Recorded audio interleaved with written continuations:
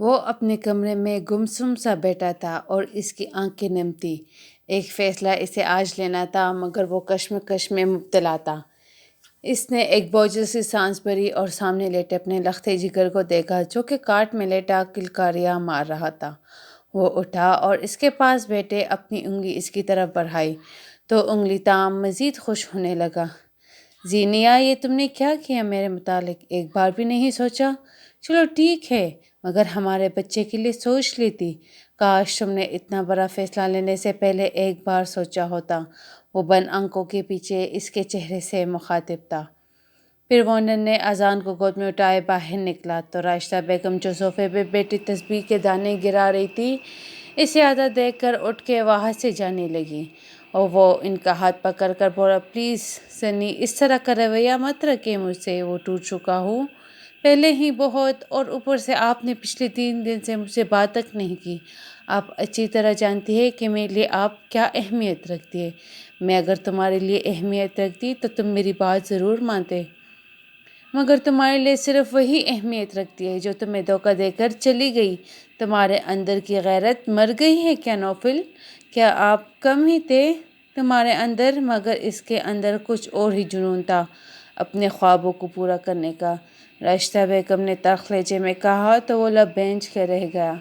آپ جو چاہتی ہیں وہ مجھے منظور ہے، وہ آہستہ سے بولا تو راشدہ بیگم واپس سے بیٹھ گئی۔ پکی بات ہے تو میں بات کروں رشتے والے سے؟ راشدہ نے ایکسائٹڈ انداز میں پوچھا۔ نوفل نے دل پہ پتھر رکھ کر کہا، جی مجھے منظور ہے۔ یہ الفاظ جیسے اس کے وجود کو چیر گئے ہوں، مگر اس کی زبان سے بغیر کسی ہچکچاہٹ کے نکلے۔ راشدہ بیگم کی آنکھوں میں خوشی کی دمک واضح تھی۔ وہ فوراً اٹھ کر چلی گئی۔ یہ ہوئی نا بات، میں آج ہی رشتے والے سے بات کر کے تمہارے لیے ایک مناسب رشتہ دیکھتی ہوں۔ نوفل نے کچھ نہیں کہا، بس خاموشی سے ان کی بات سن کر سر ہلا دیا۔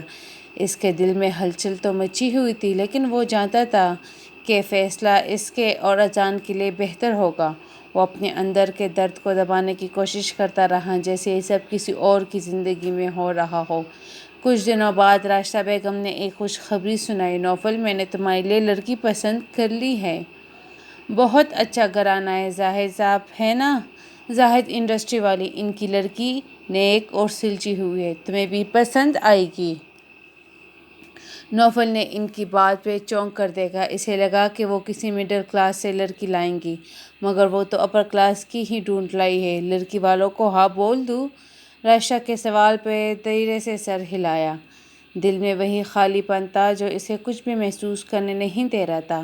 وہ خود کو سمجھا چکا تھا کہ زندگی اب اسے یہی راستہ دکھا رہی ہے اور اسے اسی پر چلنا ہوگا۔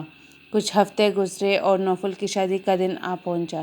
ہر طرف خوشیاں اور گہما گہمی تھی۔ راشدہ بیگم کی آنکھوں میں سکون اور اطمینان تھا۔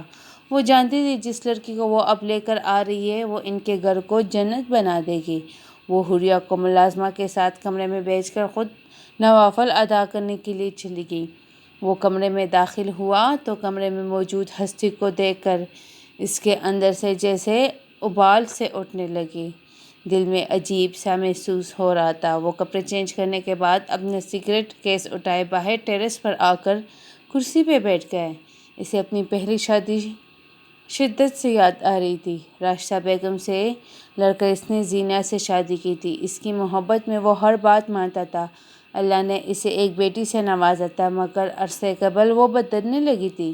اس کے اندر شوبی اسٹار بننے کا جنون پاگل پن تک پہنچ چکا تھا، اور اس نے جیسے ہی فیشن شو میں حصہ لیا تو وہ مس ورلڈ بن گئی اور یہاں سے شہرت کا نشہ مزید چڑھا اور ہالی ووڈ سے اسے آفر ہوئی تو اس نے بنا اجازت کے قبول کر لی۔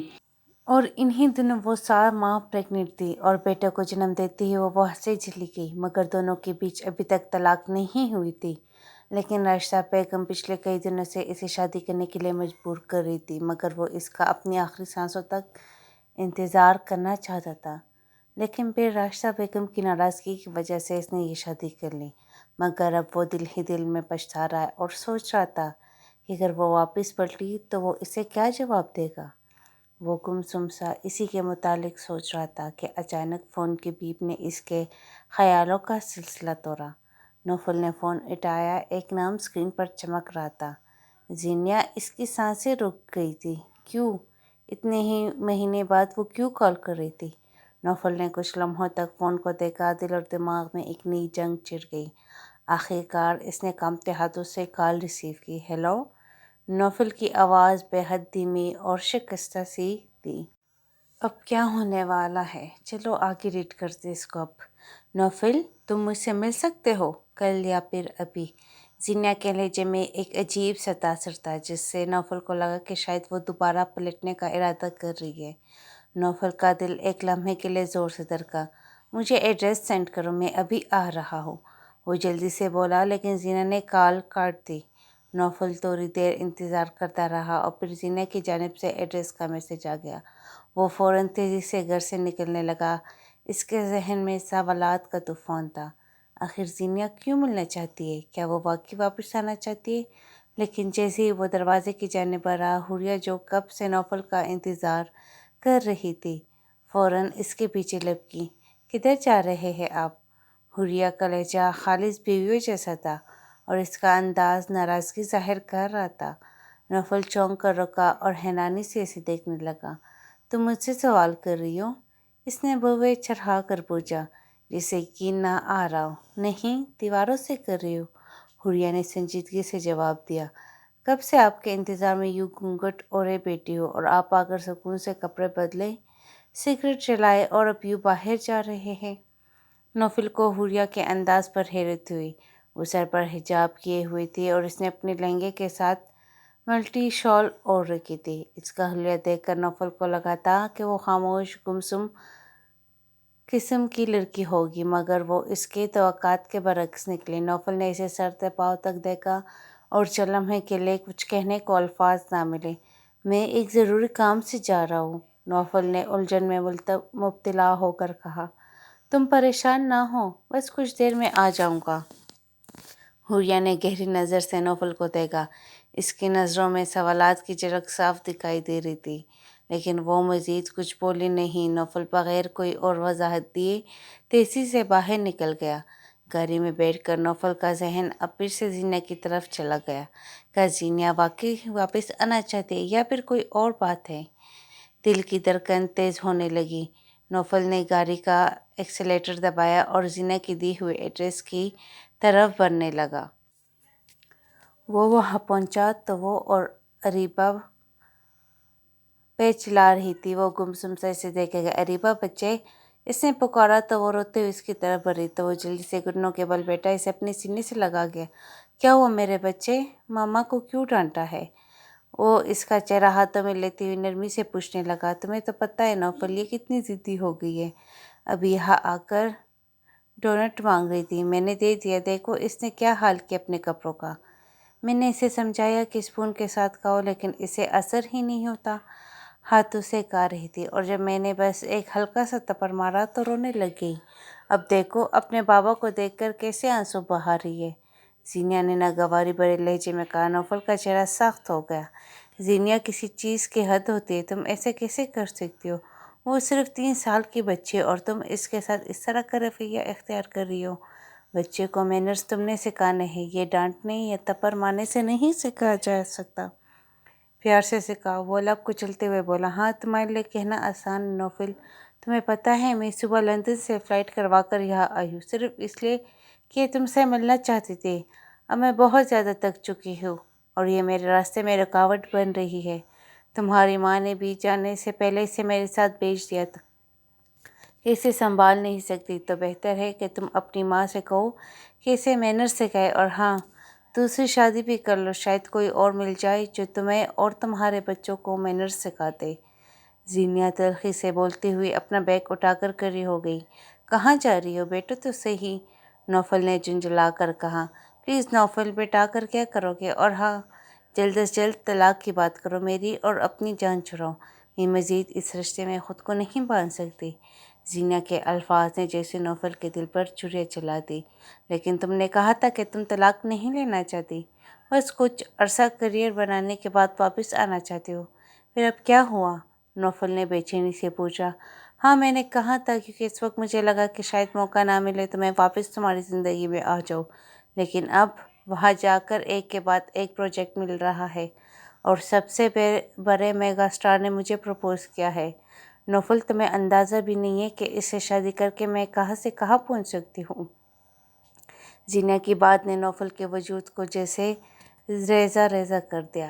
وہ اسے دیکھتا رہا بے بس اور دگی، اور پھر زینہ اسے چھوڑ کر چلی گئی۔ نوفل نے ایک نظر اپنی ننھی اریبہ پر ڈالی، اسے گود میں اٹھا اور بوجھل قدموں سے باہر نکل گیا۔ وہ گھر کس طرح پہنچا یہ وہی جانتا تھا۔ کمرے میں آ کر اس نے اریبہ کو اذان کے برابر لٹا دیا اور خود ٹیرس پر جا کر سگریٹ جلانے لگا۔ پوری رات وہ ٹیرس پر ہی گزارتا رہا، کسی کی طرح جو خود کو بھول چکا ہو۔ فجر کے وقت جب وہ اندر آیا تو حریہ بھی بیدار ہو چکی تھی۔ اس کی نظر اذان کے ساتھ لیٹی بچی پر پڑی۔ یہ کون ہے؟ حریہ نے حیرت سے پوچھا۔ یہ میری بیٹی اریبہ ہے، نوفل بوجھل لہجے میں بولا اور بیڈ پر لیٹ گیا۔ ایک منٹ، یہ تو اپنی ماں کے ساتھ لندن میں نہیں تھی، پھر یہ یہاں کیا کر رہی ہے؟ حریہ نے سادے سے لہجے میں سوال کیا۔ نوفل کا چہرہ غصے سے سرخ ہو گیا۔ تم کون ہوتی ہو مجھ سے یہ سوال کرنے والی؟ وہ میری بیٹی ہے، وہ جہاں چاہے رہے اور جو چاہے کھائے، وہ اپنے باپ کا دیا ہوا کھائے گی۔ اگر تمہیں اس کی موجودگی سے تکلیف ہے تو بہتر ہے چپ رہو، نوفل غصے سے چلاتے ہوئے بولا۔ حریہ کا چہرہ فک ہو گیا۔ دماغ خراب ہو گیا آپ کا؟ اس طرح بات کر رہے ہیں آپ مجھ سے؟ اور مجھے کیوں اس بچی سے تکلیف ہوگی؟ میں نے تو صرف ایک سوال کیا تھا، کیونکہ آپ کی ماں نے یہی بتایا تھا کہ بیٹی ماں کے ساتھ گئی ہے اور بیٹا یہاں ہوتا ہے۔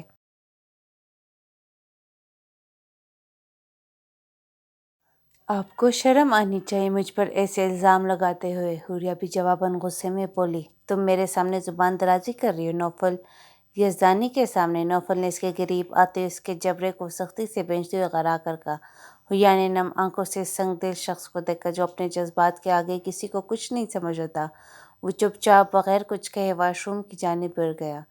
فرش پر پاؤں رکھتے اس نے نماز ادا کی اور پھر صوفے پر بیٹھ کر قرآن مجید پڑھنے لگا۔ اس دوران وہ اس کو دیکھنے لگی جو کل رات ہی اس کا ہمسفر بنا تھا۔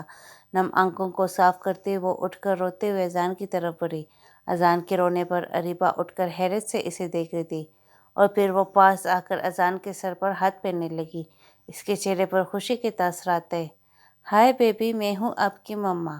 اس نے ہلکا سا مسکرا کر ہاتھ بڑھایا تو اذان کچھ دیر سوچنے کے بعد اس کا ہاتھ تھام کر اس کی طرف بڑھا۔ چلے اب آپ اپنا نام بتائیں، وہ ہلکے سے مسکراتے ہوئے بولی۔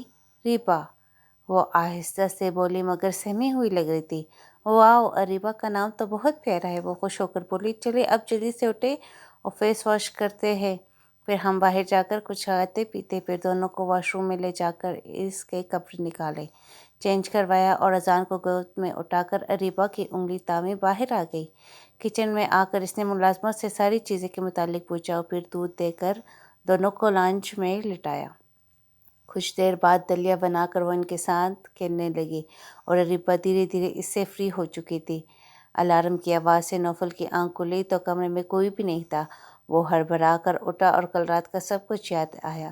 گہرا سانس بھر کر وہ چپل پہنے باہر کی جانب بڑھا۔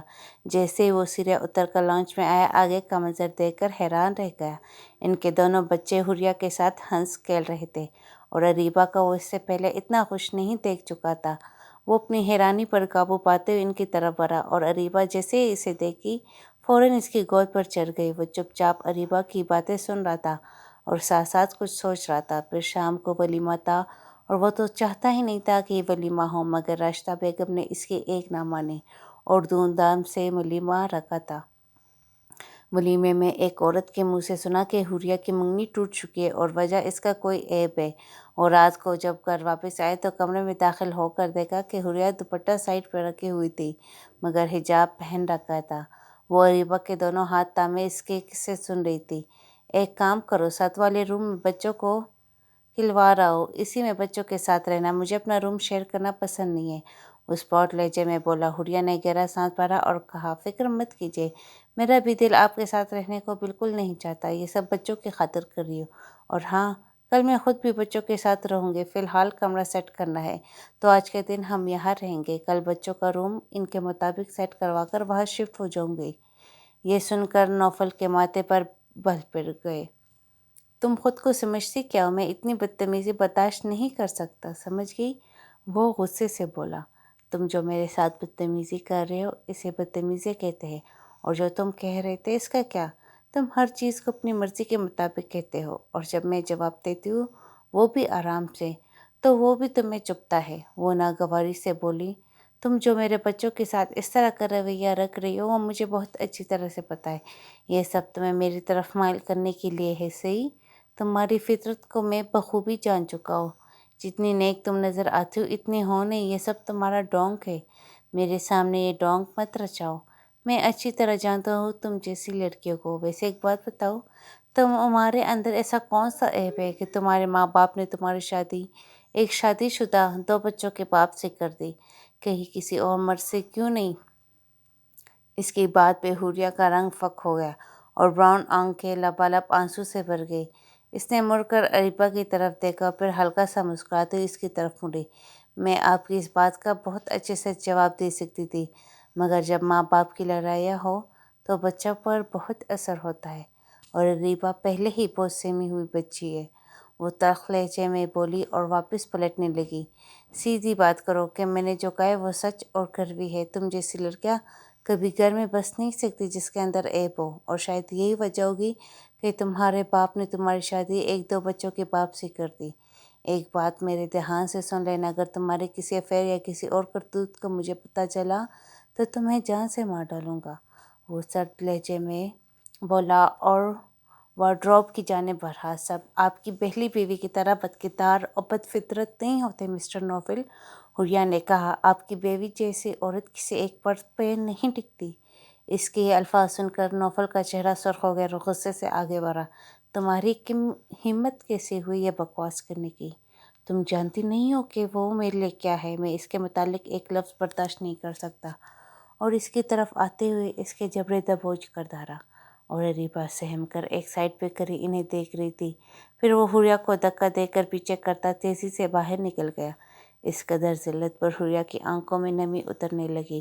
وہ بچوں کو لے کر دوسرے کمرے میں آ گئی۔ آنے والے دنوں میں وہ پوری کوشش کرتی تھی کہ وہ کبھی بھی نوفل کے سامنے نہ جائے، اور وہ تھوڑی دیر کے لیے آ کر بچوں کے پاس بیٹھتا، پھر واپس اپنے کمرے میں چلا جاتا۔ اس کی تو اپنی ہی کوئی الگ دنیا تھی، نہ اسے اپنی پرواہ تھی نہ اپنے بچوں کی۔ وہ اس عورت کی بے وفائی کے باوجود اس سے محبت کا دعویدار دار تھا۔ نہ جانے کس طرح کا وہ مرد تھا جو ایسی عورت سے نفرت کے بجائے خود کو اس کے پیچھے خوار کر رہا تھا۔ ایک دن وہ دفتر میں بیٹھا اپنا اہم کام نپٹا رہا تھا، جب ایک خاکی خط ملا۔ اس نے جب اسے کھول کر دیکھا تو اس میں خلا کے پیپرز تھے جو زینہ کی طرف سے آئے تھے۔ وہ جیسے پاگل ہو گئے۔ اس نے اپنا سب کام چھوڑ دیا اور یوں ہی آفس سے نکل کر ایک کلب میں جا پہنچا۔ وہاں اس نے پہلی بار شراب پی تاکہ وہ زینہ کو بلا سکے۔ اس کا دوست اسے تلاش کرتا وہاں پہنچا اور اسے اپنے فلیٹ پر لے آیا۔ صبح نشہ اترا تو وہ اپنی کمٹیا سے مسلتا اٹھا اور سائڈ ٹیبل پر پڑے موبائل کو اٹھا کر دیکھا۔ حوریہ کی کئی کالز آئی ہوئی تھی، مگر اس نے انہیں اگنور کر دیا اور دوبارہ لیٹ گئے۔ پورا دن سوگ منانے کے بعد جب وہ گھر واپس آیا تو راشدہ بیگم لاؤنج میں بیٹھی ہوئی تھی۔ اس نے سلام کیا اور پاس آیا تو وہ غصے سے رخ پھیر گئی۔ وہ چپ چاپ بیٹھا ہی تھا کہ حوریہ اندر داخل ہوئی۔ اذان کو گود میں اٹھا رکھا تھا، وہ نہ ڈال سا لگ رہا تھا۔ کیا ہوا اسے؟ نوفل بے چین سے بولا۔ وہ بچی پوری رات تمہارے بیٹے کو لے کر ہاسپٹل میں رہی ہے، بخار اتنا تیز تھا۔ پوری رات وہ اکیلے ہاسپٹل میں رہی ہے، شرم آنی چاہیے تمہیں۔ رات سے وہ تمہیں فون کر رہی تھی مگر تم تو نشے میں پڑے ہوئے تھے، مجھے خیام نے بتایا، راشدہ بیگم بولی۔ بخار تھا، ہاسپٹل میں لے کر گئے، اور بخار کیسے آیا؟ وہ غصے سے بولا۔ اسی جاہل عورت کی لاپرواہی سے ہوا ہوگا۔ وہ دو میرے بچے کو، اگر تمہیں بچوں کا خیال نہیں تھا تو یہ شادی نہ کرتی۔ حوریہ نم آنکھوں سے اسے دیکھتی چپ چاپ صوفے پر بیٹھ گئی۔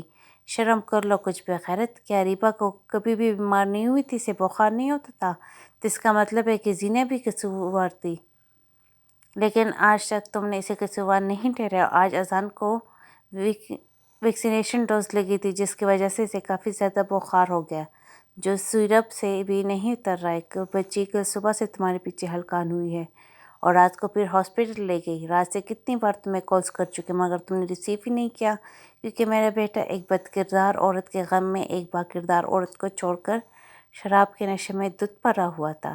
راشدہ بیگم بولتی چلی گئی، پلیز موم، آپ زینہ کو بیچ میں مت لائیں۔ وہ نگاہیں چرا کر بولا، بے غیرت، بے شرم، مجھ سے اس طرح کی بات کرتے تجھے حیا نہیں آ رہی؟ میں اسے بیچ میں اس لیے لا رہی ہوں کہ تم اسے روز بیچ میں لاتے ہو۔ اسے مہربانی کر کے ہمارے بیچ سے نکال دو تاکہ تم بھی سکون سے جی سکو اور باقی سب بھی۔ راشدہ بیگم تو آج واقعی بہت غصے میں تھی۔ وہ لب بینچ کر رہ گیا، حوریہ بچے جاؤ، جا کر آرام کرو اور اذان کو اسے دو، یہ خود سنبھالے اپنے بچے، تمہیں کیا ضرورت ہے اس کے بچوں کو لے خود کو ہلکان کرنے کی؟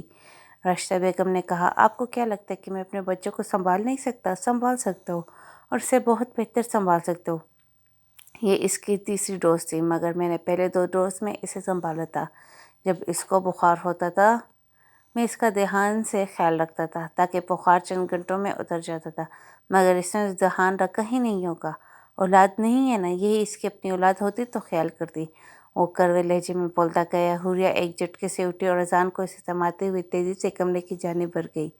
وہ دل ہی دل میں کھولتا ہوا اذان کو اٹھائے اپنے کمرے کی جانب چل پڑا۔ اس نے اذان کو کمرے میں آ کر بیڈ پہ لٹایا اور اسے بہلانے لگا، مگر وہ مسلسل روئے جا رہا تھا۔ پھر وہ اسے اٹھا کر کندھے سے لگائے ادھر ادھر چکر کاٹنے لگا۔ کچھ دیر میں وہ اس کے کندھے سے لگے سو گیا تھا۔ اس نے اختیار سے اسے بیڈ پہ لٹایا اور کپڑے چینج کرنے کے لیے چلا گیا۔ کپڑے چینج کر کے وہ واپس آیا اور اپنا آفس کا کام گھر ہی سے کرنے لگا۔ وہ ابھی میٹنگ اٹینڈ کر رہا تھا کہ اذان اٹھ گیا اور اس سے اونچی آواز میں رونا شروع کر دیا۔ وہ جلدی سے اٹھ کر اس کے پاس گیا، اسے کندھے سے لگاتے ہوئے اپنے مینیجر کو سب سمجھانے لگا، مگر اس کا پورا دھیان میٹنگ کی جانب نہیں ہو رہا تھا کیونکہ اذان مسلسل روئے جا رہا تھا۔ وہ اسے بہلاتے ہوئے ادھر ادھر چکر کاٹ رہا تھا۔ میٹنگ کو اس نے بیچ میں ہی چھوڑ دیا اور پھر اذان کو لے کر باہر آیا۔ وہ اسے کھلانے کے لیے کچھ سوچ رہا تھا کہ حوریہ اندر داخل ہوئی اور اذان اپنے بازو اوپر کر دے اس کی طرف لپکنے لگا، مگر حوریہ نے اسے اگنور کیا اور تیزی سے فریج کی جانب بڑھ گئی۔ حوریہ جیسے نوڈلس نکال کر باہر جا کر راشدہ بیگم کے پاس صوفے پر بیٹھ کر اطمینان سے کھانے لگی اور اذان نے اپنا منہ کھول کر اونچی آواز میں رونا شروع کر دیا۔ وہ سخت جھنجھلا کر اسے کھلانے لگا، مگر وہ مسلسل روئے جا رہا تھا۔ وہ اسے وہیں چھوڑ کر جھنجھلا کر لاؤنج میں آیا تو راشدہ بیگم اور حوریہ کی باتیں سن کر رک گئے۔ ممی جی، جا کر مجھے دیکھنے دیجیے، وہ دیکھے نا کتنا رو رہا ہے۔ حوریہ بے چین بڑے لہجے میں بولی، کوئی ضرورت نہیں ہے، وہ پھر سے تمہیں سنائیں گے، تمہاری بھی کوئی عزت نفس ہے حوریہ۔ میں مانتی ہوں کہ تمہیں بچوں سے بہت پیار ہے، لیکن اپنے عزت نفس کو داؤ پہ مت لگاؤ، یہ یوں ہی رونتا رہے گا، پھر تمہیں اپنی عزت خود کروانا سیکھنی ہوگی۔ میں یہ نہیں کہہ رہی کہ تمہارے بچے نہیں، بلکہ میں تو ہر اس عورت کو مشورہ دوں گی جس کا شوہر اس طرح کا ہو کہ وہ اپنی سگی اولاد کو بھی چھوڑ کر چلی جائے، 2 دن کے لیے کہیں اور چلی جاؤ۔ میرا مشورہ ہے کہ تم 2 دن کے لیے اپنے میکے جا کر چھوڑ دو، سب کچھ یہ سنبھالتا رہے گا خود ہی، 14 طبقے روشن ہو جائیں گے جب دونوں بچوں کو سنبھالے گا۔ راشدہ بیگم کی بات پر وہ غصے سے پاس آیا۔ کیسی ماں ہے آپ کا بیٹا اس قدر پریشان ہے اور آپ اپنی بہو کو الٹی سیدھے مشورے دے رہی ہے، میری ماں ہے آپ یا اس کی؟ وہ سخت جھنجھلا کر بولا تو راشدہ بیگم نے اسے جواب دینا ضروری نہیں سمجھا، بلکہ وہ اپنی تسبیح کے دانے گراتے ہوئے اسے ایسے ہی اگنور کر رہی تھی جب وہ ان سے نہیں کسی اور سے بات کر رہا ہو۔ وہ پیر پٹکتا ہوا واپس پلٹا، اذان کو وہاں سے اٹھایا اور اندر لے آیا۔ پھر وہ اسے کیلا کھلانے کے بعد کچھ دیر تک کندھے سے لگائے ادھر ادھر ٹہلتے ہوئے سلانے کی کوشش کرنے لگا۔ اذان چپ ہو گیا، مگر جیسے ہی وہ اسے لٹانے کے لیے بیڈ کی طرف بڑھا، وہ پھر سے رونا شروع ہو گیا۔ وہ لب بینچ کر اسے دیکھنے لگا اور اسی وقت حوریہ اندر داخل ہوئی تو وہ حوریہ کی طرف دیکھ کر اس کی طرف لپکنے لگا اور اس نے جلدی سے اسے سینے سے لگا لیا۔ وہ فوراً چپ ہو گیا اور وہ اسے لے کر باہر نکل گئی۔ کچھ دیر کے بعد جب وہ اسے دیکھنے کے لیے کمرے میں آیا، حوریہ ان دونوں کے ساتھ کھیل رہی تھی اور کتنے سارے کھلونے اور ٹیڈی بکھرے ہوئے تھے۔ وہ ایکشن کے ساتھ پوری پوئم لگا رہی تھی، آہا ٹماٹر بڑے مزیدار، اور اس کے ایکشنز کو اریبہ کاپی کرتے ہنستے ہوئے لوٹ پوٹ ہو رہی تھی، جبکہ اذان بھی کلکاریاں مار کر ہنس رہا تھا۔ حوریہ کی نظر جیسے ہی اس پر پڑی، وہ چپ ہو کر بیڈ پر بیٹھ گئی۔ ماما پھر سے، اریبہ نے کہا تو وہ اس کے ماما کہنے پہ چونک گیا۔ اریبہ بیٹے، یہ آپ کی ماما نہیں ہے، آپ انہیں آئندہ سے ماما نہیں آنٹی بولو گی۔ آپ کو پتہ ہے نا کہ آپ کی ماما ضروری کام کے لیے گئی ہے، جن کی ماما نہیں ہوتی وہ ماما بولتے ہیں، اور آپ کی ماما تو ہے، وہ بولا۔ اریبہ کنفیوز سے انہیں دیکھنے لگی اور حریہ ساکت سی کری تھی۔ پھر وہ بچوں کے ساتھ کھیلنے لگا مگر حریہ بوجھل دل سے ایک سائڈ پہ بیٹھ گئی۔ اس کے الفاظ نے حریہ کے دل میں ہزاروں ٹکڑے کر دیے تھے۔ کچھ دیر بچوں کے ساتھ کھیلنے کے بعد وہ اٹھ کر باہر چلا گیا اور حریہ انہیں سلانے کے بعد کھڑکی میں آ کر کھوئے ہوئے انداز میں آسمان کو دیکھنے لگے۔ اے اللہ، میں تیری رضا پہ ہمیشہ رہی ہوں۔ میں جانتا ہوں کہ تو اپنے بندوں کو جب آزماتا ہے تو تیرا کوئی نہ کوئی مقصد ہوتا ہے۔ میں جانتی ہوں یہ میری آزمائش ہے، لیکن اے اللہ تو بھی جانتا ہے نا کہ تیری یہ بندی ننھے سے بچوں سے کس قدر محبت کرتے، مگر مجھے پتہ ہے تو سب سے پیاری چیز چھین کر آزماتا ہے۔ وہ دل ہی دل میں اللہ سے مخاطب تھی۔ پھر کچھ دیر کے بعد وہ آ کر سونے کے لیے لیٹ گئی۔ اگلے دن شام کو وہ لاؤنج میں بیٹھی اریبہ کو کلمہ سکھا رہی تھی کہ تک کا ماندہ سا وہ اندر داخل اور اس کی آنکھیں سرخ انگارے بنی ہوئی تھی۔ وہ ماتھا مسلتے ہوئے صوفے پہ بیٹھ گئے۔ کیا ہوا بیٹے، تمہاری طبیعت ٹھیک ہے؟ کچھ دیر بعد راشدہ بیگم وہاں آئی تو انہیں یوں بیٹھے دیکھ کر انہوں نے پوچھا، صبح سے بخار سا لگ رہا تھا، سر میں بہت درد ہے، پلیز ایک کپ اسٹرانگ سی چائے بنا کر کمرے میں بھیج دیجیے گا، میں کچھ دیر آرام کروں گا، پھر مجھے آفس کا کام کرنا ہے، کافی دنوں سے کام پینڈنگ ہو گیا ہے میرا، وہ بولا اور اٹھ کر اپنے کمرے کی جانب بڑھ گیا۔ راشدہ بیگم نے اس کے جانے کے بعد حریہ سے کہا کہ وہ اس کے لیے چائے بنا کر کمرے میں لے جائے اور اس کا تھوڑا بہت خیال رکھے، شاید اس طرح وہ اس کی طرف مائل ہو جائے۔ حریہ کا دل تو نہیں چاہ رہا تھا کیونکہ وہ جانتی تھی کہ وہ شخص کس قدر اپنی پہلی بیوی سے محبت کرتا ہے اور اس کے عشق نے تو اسے بالکل ہی اندھا کر دیا تھا کہ اس کی تمام غلطیوں کے باوجود وہ اب بھی اسے چاہتا تھا۔ چائے بنا کر جب وہ کمرے میں آئی تو وہ صوفے کی پشت سے ٹیک لگائے آنکھیں موندے ہوئے پڑا تھا۔ حریہ نے پاس جا کر اسے پکارا اور چائے اس کی جانب بڑھائی۔ اس نے آنکھیں کھول کر اسے دیکھا اور اس کی آنکھوں کی سرخی دیکھ کر حریہ کو خوف سا محسوس ہوا۔ وہ نگاہیں چراتے چائے تھما کر واپس مڑنے لگی تو نوفل نے باختیار اسے پکارا۔ وہ مڑ کر سوالیہ نگاہوں سے اسے دیکھنے لگی اور نوفل اپنی نگاہوں سے کنفیوز ہو کر سوچنے لگا کہ اسے اس سے بات کیا کرنی تھی کہ جو اسے روک دیا۔ پھر اس نے بچوں کے بارے میں پوچھا تو حریہ نے اسے بتاتے کہ وہ وہاں سے واپس پلٹ گئی۔ نوفل چائے پی کر مضطرب سا لیٹ گیا۔ پھر رات کو اس کی آنکھ کھلی تو اسے بھوک کا سخت احساس ہوا، مگر وہ محسوس کر رہا تھا کہ اس کے جسم سے آگ نکل رہی ہے اور پورا جسم ٹوٹ رہا تھا۔ پیاس کی شدت سے حلق میں کانٹے کی طرح چبھنے لگے۔ بے بسی کے احساس سے وہ اپنا سر تکیے پر پٹکنے لگا۔ پھر کچھ دیر بعد اسے احساس ہوا کہ کوئی اس کے پاس آ کر کر آئے۔ نوفل، آپ ٹھیک ہے؟ حریہ نے اس کے قریب جھکتے ہوئے پوچھا۔ پانی، وہ بمشکل بولا۔ حریہ نے جلدی سے سائڈ ٹیبل پر پڑے ہوئے جگ سے پانی ڈالا اور اسے سہارا دے کر بٹھاتے ہوئے گلاس اس کے لبوں سے لگا دیا۔ وہ آہستہ آہستہ پانی پینے لگا مگر پانی بھی اس کے حلق میں اٹک رہا تھا۔ پھر وہ گلاس ہٹاتا بیڈ سے اترنے لگا۔ کیا ہوا، آپ کو کہیں جانا ہے؟ حریہ نے پوچھا۔ وہ بغیر جواب دے اٹھ کر واش روم کی طرف بڑھنے لگا۔ ایک دم سے اس کی آنکھوں کے آگے اندھیرا چھا گیا۔ وہ لڑکھڑایا اور گرنے ہی والا تھا کہ حریہ نے فوراً اس کی کمر میں ہاتھ ڈال کر اسے سہارا دیا۔ آپ کی طبیعت ٹھیک نہیں ہے نوفل، پلیز آپ آرام کیجیے، وہ بولی۔ نہیں، مجھے پتہ ہے یہ گرمی کا بخار ہے، یہ ایسے نہیں اترے گا، میں ہمیشہ شاور لیتا ہوں، اس سے تھوڑا فرق پڑتا ہے۔ وہ اس کا بازو ہٹاتے ہوئے مشکل چلتا ہوا واش روم میں آیا۔ حریہ بھی اس کے پیچھے تھی۔ حریہ نے اسے وہاں کھڑا کر کے شاور آن کیا۔ مڑنے ہی لگی کہ اچانک اس کا پاؤں پھسلا اور وہ نوفل کے سینے سے ٹکرا گئی۔ وہ اتنے قریب تھی کہ نوفل کے لب اس کے ماتھے کو چوم رہے تھے۔ حریہ اپنے منتشر دھڑکنوں کو قابو کرتے تیزی سے پیچھے ہٹنے لگی کہ نوفل نے اس کی کمر میں ہاتھ ڈالتے ہوئے اسے اپنے قریب کر لیا اور اس کے لبوں پر شدتیں برسانے لگا۔ حریہ کی شرٹ کو مٹھیوں میں جگرے وہ کانپ رہی تھی۔ پھر نوفل نے اسے گھما کر اس کی پیٹھ کو اپنے پیٹ سے لگا لیا اور اسے اپنی باہوں میں لے کر آنکھیں موند گیا۔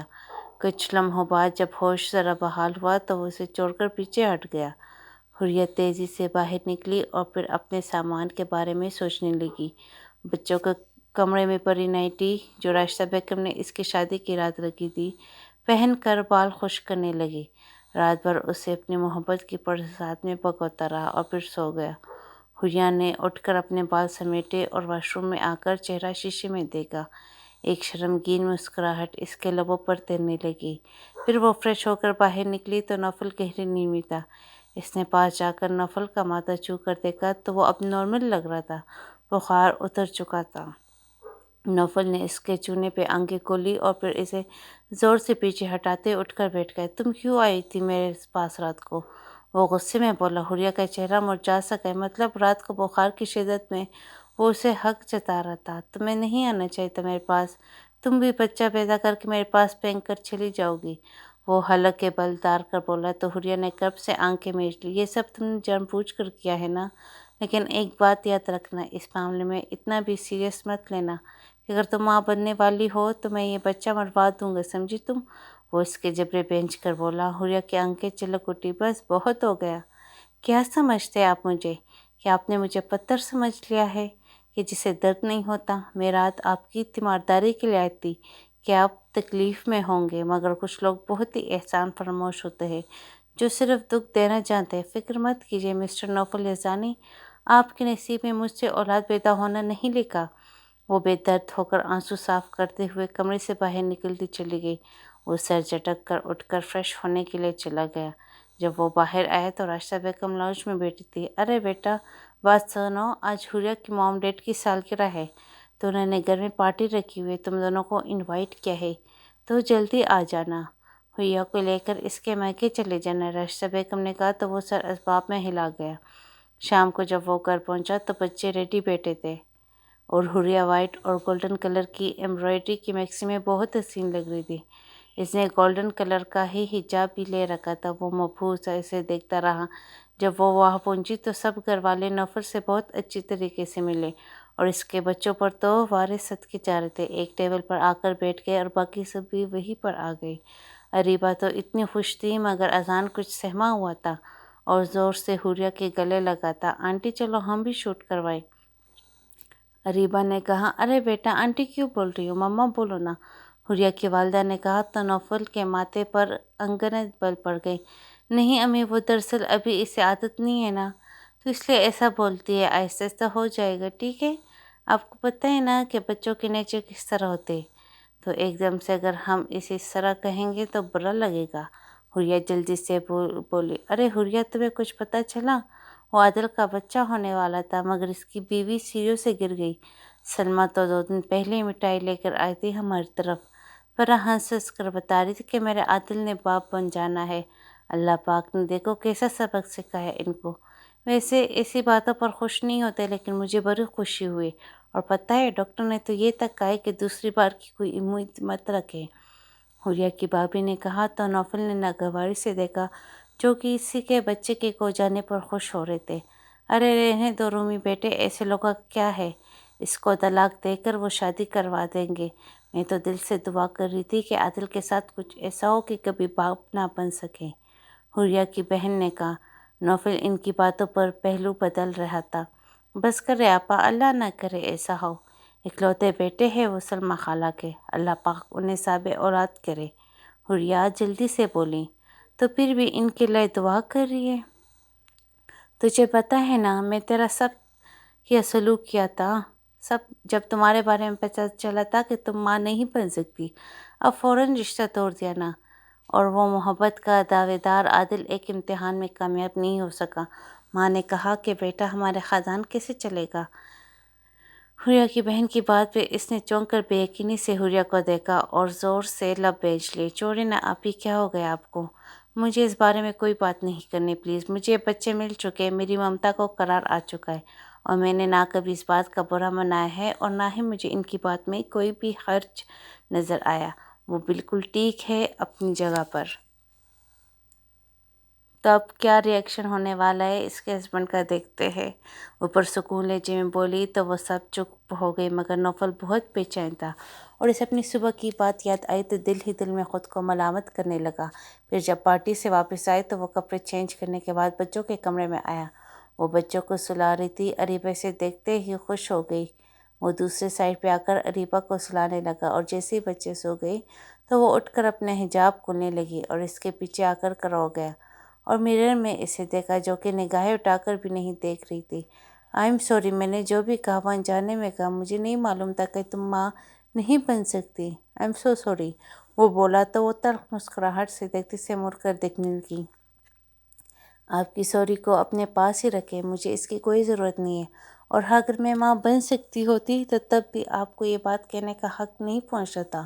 میں نہیں کل رات آپ کے پاس آئی تھی، میں نے نہیں آپ سے کہا تھا کہ مجھے اٹھا کر بیڈ پر لے جا کر اپنا حق جتائے، میں تو انسانیت کے ناطے آپ کی ذمہ داری کرنے کے لائی تھی، مگر افسوس کچھ لوگ اس قابل ہوتے ہی نہیں ہیں کہ ان کے ساتھ بھلائی کی جائے۔ مجھے اب ان چیزوں کا دکھ نہیں ہوتا، پتہ ہے آپ مرد سب کے سب ایک جیسے ہوتے، کبھی بھی جذبات کا خیال نہیں رکھتے۔ جیسے عادل تھا جو کہ مجھ سے محبت کا دعویٰ کرتا تھا، مگر جب ایکسیڈنٹ میں نے اپنی ماں بننے کی صلاحیت کھوئی تو اس کی ساری محبت ختم ہو گئی۔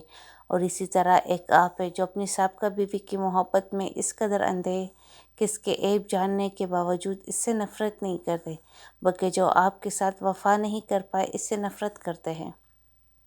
مجھے سمجھ نہیں آتی میں کیا کہوں، کیونکہ میں آپ مردوں کے نیچر کو سمجھ ہی نہیں پا رہی، لیکن اب بس بہت ہوا۔ اگر آپ یہ سمجھ رہے کہ آپ کی سوری کرنے پر میں دوبارہ سے آپ کے پہلو میں آ کر بیٹھ جاؤں گی تو یہ آپ کی خام خیالی ہے۔ میری بھی کوئی عزت نفس ہے، میں کیوں اپنی عزت نفس کو بار بار مجروح کرواؤں؟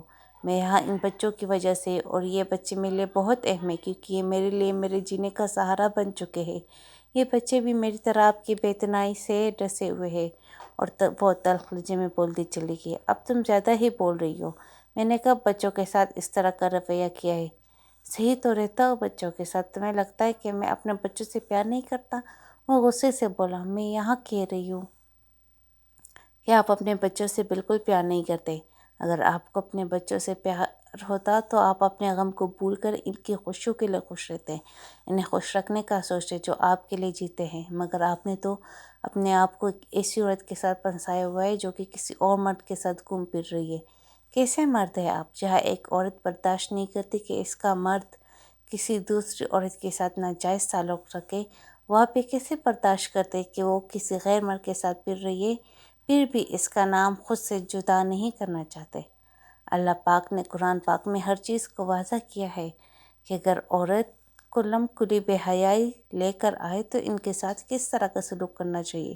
آپ کی بیوی بے حیائی کے جھنڈے لہرائے رہی ہے اور آپ آج بھی اس سے محبت کرتے؟ وہ بولتی چلے گئی، بس بہت بول چکی، تمہیں کیا لگتا ہے اس کو اس طرح کسی اور مرد کے ساتھ دیکھ کر میں سکون میں ہوں؟ نہیں، میں کس قدر بے سکون ہوں اس کا تم اندازہ بھی نہیں کر سکتی، اور اسے طلاق کے بعد بھی کسی اور مرد کے ساتھ دیکھنا میرے لیے برداشت کے باہر ہی ہوگا۔ وہ تلخ لہجے میں بولا، جانتی ہوں وہ ایک ہلکی سی کسک ہمیشہ سے ہی باقی رہتی ہے، مگر اس کی وجہ سے آپ اپنی باقی کی خوشیوں کو داؤ پر نہیں لگا سکتے۔ میں بھی عادل کو پسند کرنے لگی تھی، دکھ تھا ان کے چھوڑنے کا، مگر میں نے اس کی سزا اپنوں کو نہیں دی، بلکہ یہ کہا کہ میرے لیے ایسا رشتہ ڈھونڈے جو کہ شادی شدہ بچوں کا باپ ہو، تاکہ میں اپنی زندگی کو ٹھہرا ہوا محسوس نہ کروں۔ یہ بچے زندگی جینے کی وجہ ہے۔ وہ بولتی جا رہی تھی مگر اس کا ذہن عادل کو پسند کرنے کی بات پہ اٹک چکا تھا۔ تم عادل کو پسند کرتی تھی؟ اس نے پوچھا تو حریہ نے بے یقینی بھرے انداز میں اسے دیکھا۔ میں نے اتنی لمبی بات کی، مگر آپ نے کیا بات پکڑی کہ میں عادل کو پسند کرتی ہوں؟ حد ہوتی ہے کسی چیز کی، مجھے آپ کے کسی بھی سوال کا جواب نہیں دینا۔ بار میں جائے آپ، وہ غصے سے بولتے ہوئے اس سے پیچھے ہٹاتی اس کے سائڈ سے ہو کر گزرنے لگی تو اس نے ایک جھٹکے سے اس کا بازو تھام کر اپنے سامنے کر لیا۔ میں نے جو پوچھا پہلے میری بات کا جواب دو یار، تم عادل کو پسند کرتی تھی؟ وہ لب بھینچ کر بولا، اس سے کیا فرق پڑتا ہے کہ میں پسند کرتی تھی یا نہیں؟ آپ کو اس بات سے کوئی فرق نہیں پڑنا چاہیے۔ میری زندگی میں کوئی بھی ماضی میں رہا ہو، لیکن اس وقت میرے ہم سفر آپ ہیں اور میں نے آپ کے ساتھ کسی بھی قسم کی بے وفائی نہیں کی، تو آپ مجھ سے اس طرح کا سوال کرنے والے کون ہوتے ہیں؟ اگر تو میں نے آپ کے رشتے میں ہوتے بے وفائی کی ہے تو تب سوال کیجیے، میرا ماضی پیچھے رہ چکا ہے، اس کے بارے میں مجھے مت پوچھے۔ وہ اپنا بازو چھڑاتے ہوئے ناگواری بھرے لہجے میں بولی، مطلب میں بھی تمہاری زندگی میں دوسرے نمبر پہ ہوں جیسے زنا کے لیے تھا؟ وہ کب سے بولا، اچھی میں مجھے اپنی پہلی بیوی سے ملانے کی بالکل بھی ضرورت نہیں ہے، میں اس کے جیسے بالکل نہیں ہوں۔ وہ پرسن انسان کی کوئی بھی ہو سکتی، میرا منگیتر رہا تھا، 5 سال ہماری منگنی رہی اور ہماری ہلکی پھلکی آتی جاتی بات بھی ہوتی تھی جیسے کزنس میں ہوتی ہے، اور اس دوران اگر مجھے اس کی کوئی عادتیں اچھی لگی تو میں نے پسند کر لیا تو کیا ہوا، مگر جب اس نے مجھے چھوڑ دیا تو میں نے اسے اپنے دل سے نکال دیا تھا۔ میں کسی کو اپنے دل کے ساتھ کہنے کی بالکل بھی اجازت نہیں دیتی۔ وہ تلخ لہجے میں بولتی تو وہ لب بینچ کرے گا۔ پھر سر جھٹک کر وہ کمرے سے باہر نکل گئے، مگر وہ باختیار اسی کے متعلق سوچ رہا تھا۔ رات بھر اسے ایک پل کے لیے چین نہیں آیا۔ اگلے دن وہ آفس میں بھی یوں ہی مضطرب رہا، اور شام کو جب وہ گھر آیا تو راشدہ بیگم ملازمہ کے ساتھ بچوں کو لے کر بیٹھی ہوئی تھی۔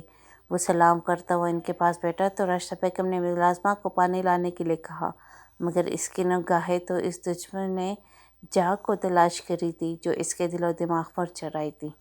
امی، وہ حوریہ کہاں ہے؟ جب وہ اسے کافی دیر تک نظر نہیں آئی تو اس نے بالآخر سوال کر ہی دیا۔ اس کی والدہ کی طبیعت خراب تھی تو انہیں لے کر اسپتال گئے تھے، وہ ابھی وہیں پر گئی ہوئی ہے۔ ابھی کچھ دیر پہلے اس کا فون آیا تھا۔ اب اس کی والدہ کی طبیعت کچھ بہتر ہے۔ میں نے پھر بھی کہا کہ ابھی وہیں پر ٹھہرے، پتہ نہیں وہاں جا کر بھی اسے کوئی سکون نہیں ہے۔ صبح سے پتہ نہیں کتنے فون کر کے بچوں کو پتہ کر چکے۔ صبح سچ میں تو خوش ہو جاتی ہوں جب وہ بچوں کا اتنا خیال رکھتے۔ مجھے اپنے فیصلے پر بہت فخر محسوس ہوتا ہے، اس لیے تو میں نے اسے تمہارے لیے چنا تھا، کیونکہ میں جانتی کہ وہ جس محرومی سے گزر رہے، اس محرومی کی وجہ سے وہ بچوں سے بہت محبت کرے گی۔ راشدہ بیگم بولی، آپ یہ بات جانتی تھی کہ وہ ماں نہیں بن سکتی؟ وہ لب بینچ کر بولا، ہاں میں جانتی تھی، تمہیں نہیں معلوم تھا؟ راشدہ بیگم نے چونک کر پوچھا، نہیں جانتا تھا، اس دن پارٹی پر پتہ چلا۔ آپ کم از کم یہ بات مجھے تو بتا دیتے، اب جانتے میں نے کتنی شدت سے ہرٹ کیا تھا۔ وہ لب کچلتے ہوئے بولا، آئے ربا، مجھے لگا کہ وہ بچی خود بخود تمہیں بتا دے گی، اور تم نے کس بات پر اسے اب تکلیف دی ہے؟ کتنا دل دکھا ہوگا اس بچی کا، پہلے اس کا رشتہ ٹوٹا تھا، 5 سال تک اس کا رشتہ رہا تھا، مگر سگی خالہ نے توڑ دیا رشتہ، لیکن بچی نے ذرا سا مائنڈ نہیں کیا۔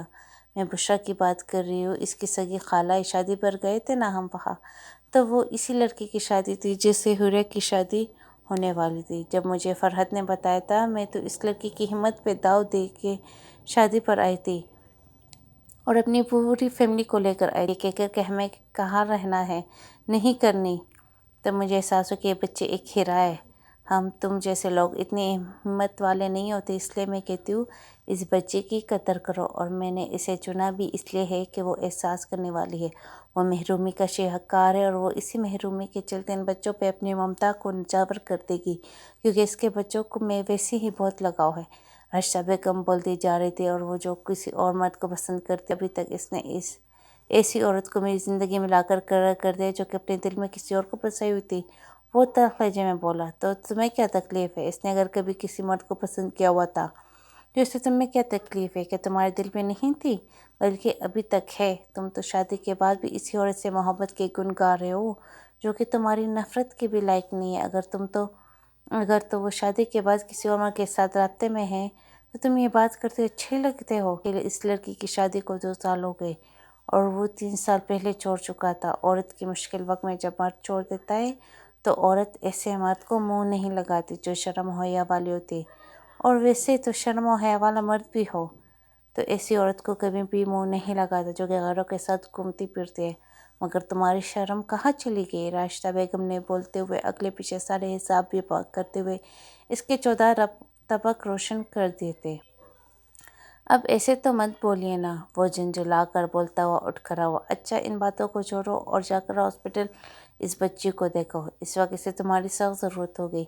اس مشکل حالات میں اس کا ساتھ دو گے نا تو تمہاری مشکل حالات میں ڈال بن کر گرے گی، راشدہ بیگم نے کہا تو وہ سد آہ بھر کر اٹھ کر فریش ہونے چلا گیا۔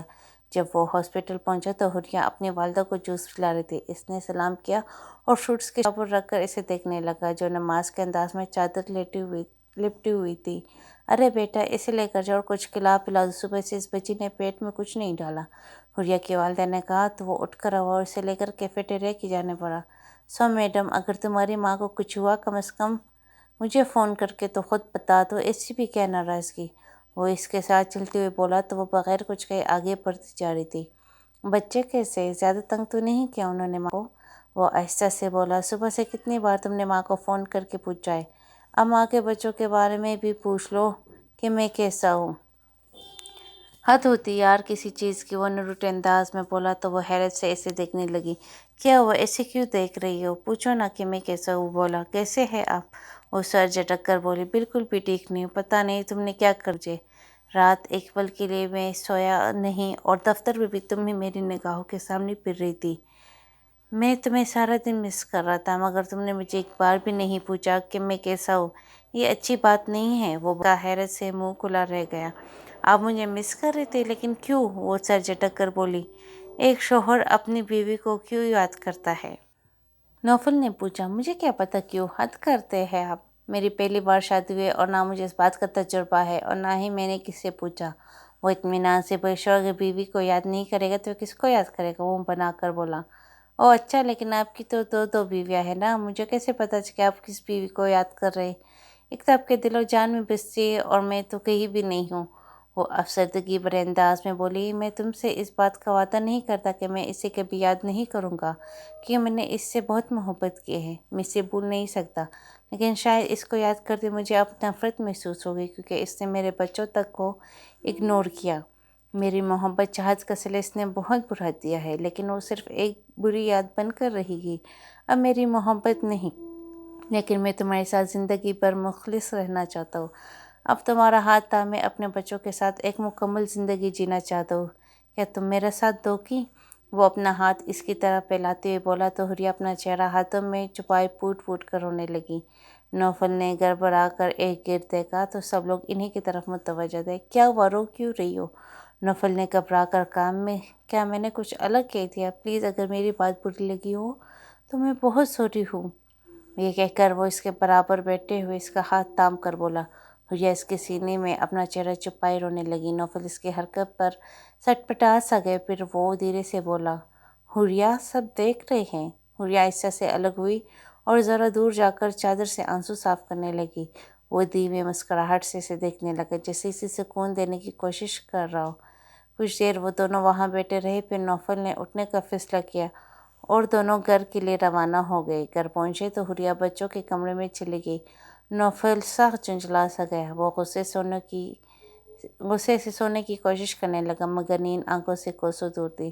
کتنی دیر وہ کروٹیں بدلتا رہا، پھر اٹھ کر بیٹھ گیا۔ اس کے متعلق سوچنے لگا، کیا ہو رہا ہے؟ کیوں اس کے بنا جینا دشوار ہو رہا ہے؟ پھر وہ تیزی سے اٹھا اور بچوں کے کمرے کی جانب بڑھا۔ وہ دونوں بچوں کے درمیان چت لیٹی پرسکون سی سو رہی تھی۔ لو جی، میری نیندیں حرام کر کے خود مزے سے سو رہی ہے۔ نوفل بڑبڑاتے اس کے پاؤں سے ہوتا ہوا اس پر جھک کر اس کی یاقوتی لبوں پہ ستم ڈالنے لگا۔ یہ کیا کر رہے آپ؟ حریہ گھبراہٹ بھرے انداز میں بولی۔ تمہیں یہ بتانے کی کوشش کرو کہ اگر تم سمجھتی ہو کہ ان بچوں کے درمیان سو کر میری غربت کو تم خراب کر سکے گی تو یہ تمہاری خام خیالی ہے۔ نوفل نے سنجیدہ انداز میں کہا۔ یہ بات سمجھنے کے لیے مجھے بچوں کی سونے کے بعد بھی میں تمہیں ان کے کمرے میں آ کر یہ ستم ڈال سکتا ہوں۔ اب چپ چاپ اٹھ اور کمرے کے بیچ کا دروازہ کھول کر اپنے کمرے میں چلتے ہیں۔ یہ کہہ کر وہ بیچ کا دروازہ کھول کر اسے کمرے میں لے آیا اور پھر بستر پر آ کر اس پر حق جتانے لگا۔ پھر وہ اس کے سینے پہ سر رکھے پرسکون سی لیٹی تھی اور وہ اسے یوں ہی باہوں میں بھرے ہوا تھا۔ اگلی صبح بہت روشن اور مہک رہی تھی۔ نوفل نے اسے فجر کے وقت اٹھایا اور دونوں نے شکرانے کے نفل ادا کیے۔ پھر نماز فجر ادا کی۔ آنے والے دنوں میں نوفل نے زینہ کے بارے میں بھول ہی لیا تھا۔ ایک دن اس کا فون آیا۔ مجھے طلاق بھیج دو، اس نے کہا تو نوفل نے زبانی طلاق دینے کے بعد 2 دن کے بعد طلاق کے پیپرز بھی بھیج دیے اور اس کے دستخط کرتے وقت نہ ہاتھ کانپے نہ دل۔ وہ جو سمجھتا تھا کہ وہ مر جائے گا مگر حریہ کی وفا نے اسے زندگی جینا سکھا دی تھی۔ بچے سارا دن ماں کہتے نہیں تھکتے تھے۔ حریہ ان کی خواہشات پوری کرنے میں مصروف رہتی تھی۔ 5 سال گزر چکے تھے۔ آج ان کی شادی کی اینیورسری تھی۔ ان کی 8 سالہ بیٹی اریبہ اور 5.5 سال کا بیٹا اذان باہر کھڑے ہو کر انتظار کرتے مگر نوفل حریہ کی شال تھامے کھڑا بس اسے دیکھ رہا تھا جو کہ آنکھوں پر مسکارا لگا رہی تھی۔ بس کرے بیگم صاحب، اپنے بچوں کے باپ کی جان نکالنے کا ارادہ ہے کیا؟ نوفل ہنستے ہوئے اس کے قریب گیا اور اس کے رخسار پر لب رکھ کر بولا۔ پلیز نوفل، تیار ہونے دے، جا کر چپ چاپ نیوز دیکھو، حریہ نے درخواست کی۔ تمہارا مسکرا توڑی نہ بگاڑ رہا ہوں یار، اپنی انرجی بھی تو چاہیے، تم ہی بتاؤ کیا نہ لوں اپنی انرجی؟ نوفل نے اس کے دوسرے رخسار پر زور سے کس کرتے ہوئے کہا جس سے اس کا مسکرا خراب ہو گیا۔ حریہ جھنجھلا کر اسے دیکھنے لگی۔ لیجیے، مجھے بھوتنی بنا کر چین آ گیا ہوگا، وہ چڑھ کر بولی تو وہ ہنستے ہوئے جا کر نیوز چینل دیکھنے لگا۔ اسی وقت نیوز پر ایک اہم خبر چلنے جس سے نوفل سنجیدہ ہو گئے۔ مشہور Hollywood actor and miss world زینیا نے بلڈنگ سے 10ویں منزل سے کود کر اپنی زندگی کا خاتمہ کر لیا۔ وہ پچھلے کئی مہینوں سے ایک سائیکیٹرسٹ کے پاس جاتی، انہیں ذہنی سکون میسر نہیں تھی اور ان کا ہالی ووڈ کیریئر بھی زوال کا شکار تھا۔ نیوز اینکر بولے جاتے نوفل نے لب کچلتے ہوئے حریہ کو دیکھا جو گمسم کری تھی۔ ممی میں باہر جا کر پارٹی روکنے کا کہتی ہوں، حریہ نے نگاہیں چرا کر کہا۔ کیوں ایسا کیوں کرو گی تم؟ اب غیروں کے لیے ہم اپنی خوشی کیوں خراب کریں؟ روز لوگ مرتے ہیں، ہم ان کے ساتھ مر تو نہیں سکتے؟ نوفل نے اطمینان سے کہا۔ حریہ اسے دیکھ کر رہی، کیا اب ٹھیک ہے؟ بالکل میری جان، وہ اس کا ماتھا چومتے ہوئے بولا اور پھر اس کا ہاتھ تھامے باہر کی جانب بڑھ گیا جہاں ان کے بچے بے صبری سے ان کا انتظار کر رہے تھے۔ اس دل کے کونے میں اس کی بے وفائی سے ایک کھسک سی باقی رہی کہ کاش وہ ایسا نہ کرتی، مگر اس نے 5 سال میں کبھی اس جذبے کو حاوی نہیں ہونے دیا اور اس میں سب سے بڑا ہاتھ حریہ کا رہا جس نے اپنی محبت سے اسے سنبھال لیا تھا۔ اور اینیورسری کیک کاٹ کے فارغ ہوئی تو اریبہ نے اس کے ناک پہ تھوڑی سی کریم لگا دی اور پھر بس اب شروع ہو چکا کام، اور بچے آ گئے تھے اور وہ انہیں کریم لگانے کے لیے ان کے پیچھے لپکی تھی اور حریہ اور راشدہ بیگم ایک سائڈ پہ ہنستے ہوئے انہیں دیکھے جا رہے تھے۔ ختم شدہ۔